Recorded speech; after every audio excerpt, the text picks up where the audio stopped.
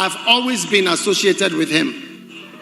From the beginning of my Christian life, I had a friend called Betty. I see her as a mother. And she told me that next Saturday, I'm taking you somewhere. So as for me, I was an obedient sheep. I have to ask her, by the way.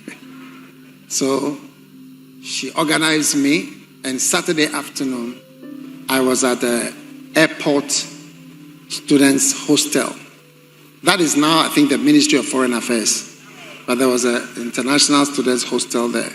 So there was a little room there.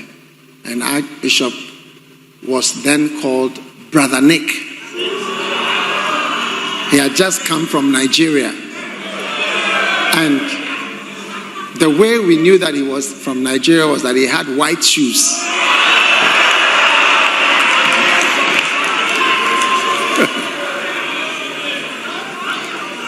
And what I remember, one of the things I remember was that there was a 3-man choir, and he was one of the choristers.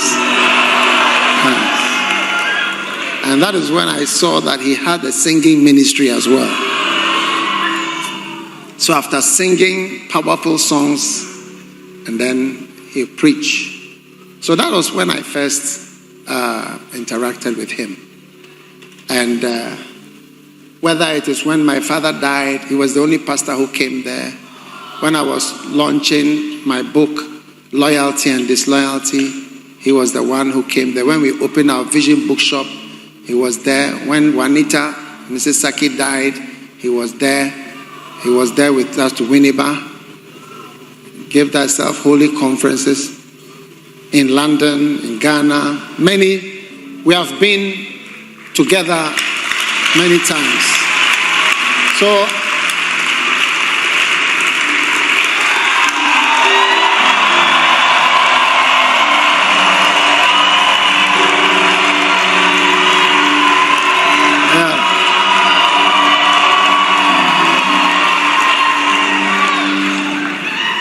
you know,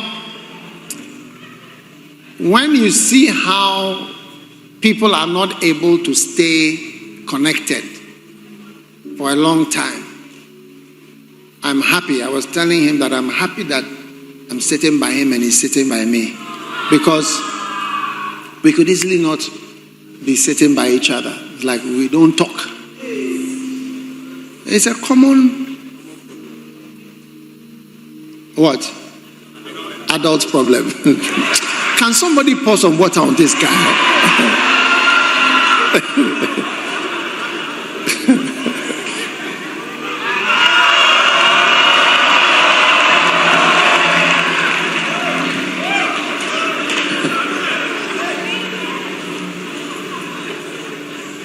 There are adults here, so be careful. Yes. So it's a blessing. You see, it's something you should learn. If I knew him in either 1979 or 1980 and up till today, I believe I'm one of his best and closest whatever relationship that he has in the same city. It's just 5 minutes from here, but there's no problem. There's no acrimony. Check it, it's a word. Put it up, it's a word.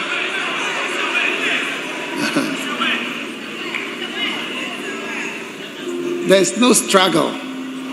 Do you get it? Yes. It's a great blessing. And it's something that we have to learn, because some of us, you are here today, tomorrow something can move you from where God has planted you. And Deuteronomy chapter 12 and verse 13 says that you shall not make your sacrifice anywhere but where the Lord God will show you. That is the place that you are supposed to place your sacrifice. You don't just go anywhere. And so for me, when I got saved, he was the pastor in town, and that's where I went. to church. And that is it. So I'm saying this because you see people who don't value relationships, and they don't value what it means. You don't know what it can mean. A relationship is not somebody can do something for you or somebody can give you something. No. You never know what it's about and what it's for. So I think that his presence here, I don't know why he's even come. Maybe he's coming to tell me something after. But he doesn't have to have any reason, because he's been passing by my activities for years. You see. But it's a blessing. And I believe that we are blessed today to receive the Archbishop. And sit down. Oh, I've not finished introducing. Joel, see me after church. I'll pour water on you after church. No, sit down. Now, many people don't realize that he was there before most other so-called charismatic churches were. So he has had to experience so many things for all of us. Do you see? Because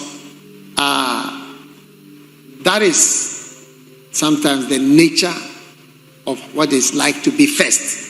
That's why they have conventions for firstborns. Because firstborns, when the head is coming through, it really squeezes the head. Before you don't take care, the child is injured. Yeah. So when you go to Nigeria, you see some churches, they have special convention for those who are firstborns, to pray for them. Because sometimes firstborns have issues. So those of you who are firstborns, take note. Those of us who are second, we are cool.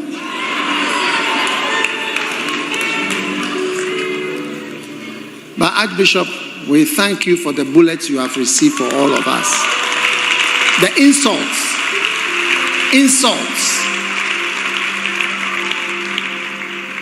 You know, there was a time in Ghana, there was a newspaper. They made it their aim to vilify and insult this man every week. Yes. But you ask yourself, where are they today? Yes. You see, when you go and hold a big tree, so you are going to shake it, before you realize you are shaking, the tree is standing there.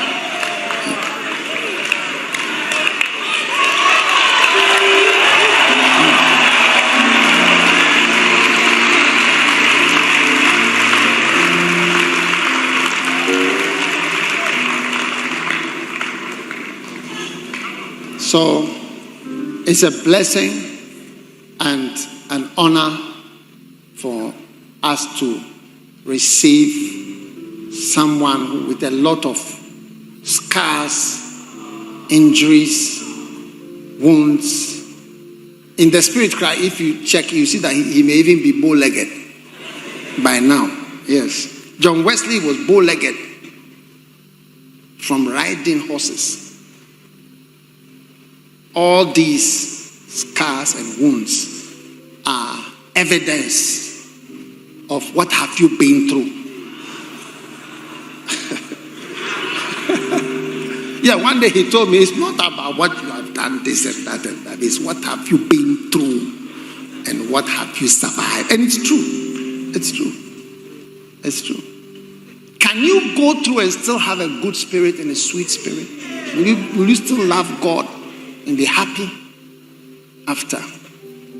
So I thank God for my relationship. I want to say, Archbishop, thank you for passing by. We don't even know why you have come. Maybe you are just coming to sack demons from the church, whatever it is.